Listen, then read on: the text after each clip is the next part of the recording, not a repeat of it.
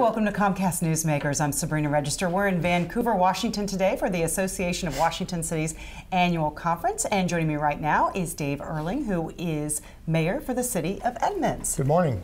So nice to see you. Nice Thanks for coming on, Mayor. We're going to be talking about coal train export. There is a proposal on the table from SSA Marine to build a deep water marine terminal north of Bellingham, Cherry Point, so people are saying. I thought you just said he was mayor of Edmonds. What does this have to do with Edmonds?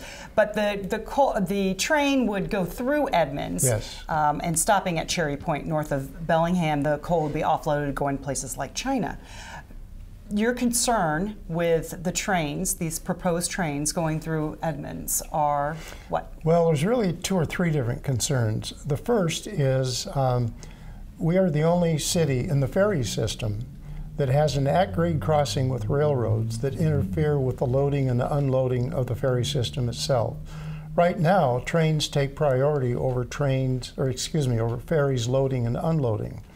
So loading and unloading stops, and if we add more trains, that'll cause a bigger scheduling problem for the ferry. In addition to that, on the west side of the tracks in Edmonds, we have an internationally known underwater park for diving. We have the ferry system itself. We have a senior center. We have the Port of Edmonds. Every time we have a train come through town, we cut down on the ability of public safety to get down to the senior center if there's any kind of a health issue that takes place, to the port if we have any sort of a problem down there. So having that at-grade crossing really hurts our public safety as well as slows down the delivery system for the state of Washington ferries. So you have trains going through right now. Yes. Bringing coal. How many trains would this add? What are the projections here? Well, depending on how they handle the scheduling, and I need to find out a little bit more about this, but right now it's projected there would be 9 trains going through our town up to Cherry Point a day. These trains are about 1.5 miles long, as I understand it, and they take 6 to 7 minutes to get through. That means we just added at least another hour delay in getting through to the west side of the town for those emergency issues that I mentioned. We're projected long term to 2030 to have up to 100 trains a day coming through our town, and that's simply not acceptable. We will, in fact, grind the city to a halt when we begin to approach those kinds of numbers. You mentioned the public safety angle. I would imagine folks in Edmonds are also concerned just quality of life, not being able to get down to the water. We value our beach.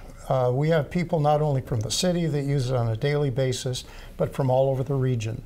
And we're concerned, of course, that it'll block access to the beach so the recreation can take place. In my opinion, over the long haul, it would begin to shut down any potential for economic development that we could have on the waterfront.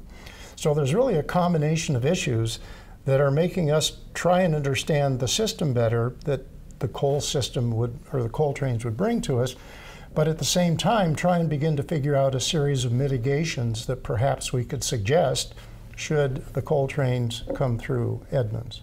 Do you have the DOT on your side? I would imagine the ferry folks are concerned. I've actually met with the head of the ferry system. He understands the issue completely. I've spoken with the head of the Washington State Department of Transportation.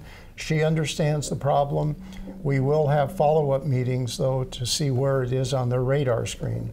There's probably a bit of a tough decision for the governor to make, because on one hand, you'd like to save the jobs, whether they were located at Cherry Point, or the other proposal in Washington is down in the Longview area.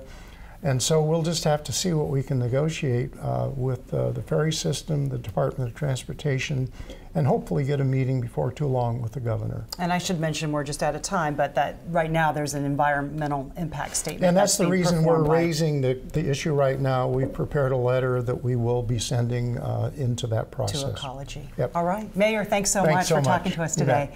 Thanks for watching Comcast Newsmakers Headline News at the top and bottom of the hour.